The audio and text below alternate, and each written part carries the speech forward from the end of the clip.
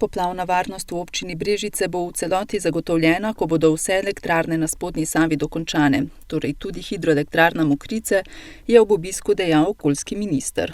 A pri tem projektu se zatika. Kot smo že poročali, je upravno sodišče aprila razsodilo, da se po pritožbi Društva za proučevanje rib Slovenije razveljavi že lani izdano okoljevarstveno soglasje za gradnjo elektrarne in se zadeva vrne na Agencijo Republike Slovenije za okolje v ponovni postopek. Postopki tečejo, okoljevarstvenega soglasja zaenkrat še ni. Ne bi si pa zdaj upal napovedati točne časovnice glede okoljevarstvenega soglasja in samega zaključenega postopka bomo videli tekom prihodnjega leta. Minister upa na čim boljše sodelovanje vseh vpletenih, zato da takšni postopki čim hitreje stečejo. Mislim, da bo v parih mesecih bo jasno, po kateri poti se bo šlo. Mi že predolgo, bom rekel, čakamo na zaključek teh postopkov, dela se škoda, gospodarska in drugačna, poplavna varnost je še kar naprej visoka. En kup je takšnih, bom rekel, argumentov, ki so v prid, da se ta elektrarna zgodi. Posebno še, ker se zdaj ukvarjamo vsi skupaj s 7 km akumulacijskega bazena. Gradili smo 50 km teh objektov, naprav in ureditev, ne? In kot vidimo, nismo vse uničili, tako hoče kdo prikazati. Seveda so nastale tudi negativne posledice, dodaja Sotošek, bile pa so tudi pozitivne stvari.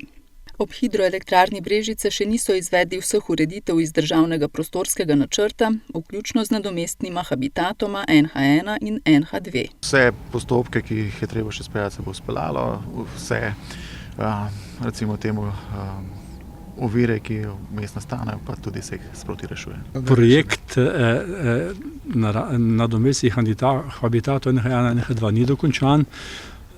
Razlog je ta, da smo v enem delu, tam, kjer je zemljišče v državni lasti, uredili določene možnost pretoka vode na koto stoletnih voda, torej da imamo zaščito spodnjega starega gradu, deponije Kostak in tudi seveda nuklearke, za kar smo pridobili tudi pozitivno mnenje uprave za jedrsko varnost.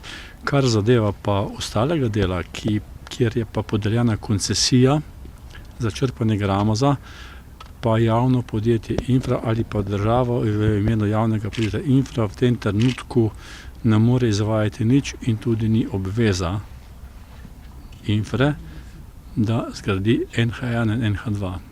V uredbi o podelitvi koncesije in v rudarskem načrtu sta jasno opredeljena rok in način izčrpavanja gramoza. In ko bo ta gramoz izčrpan, bo ta prostor predstavljal pravzaprav že zgrajen habitat. Ministru Zajcu so med obiskom predstavili tudi projekt sanacije odlagališča Rakovnik.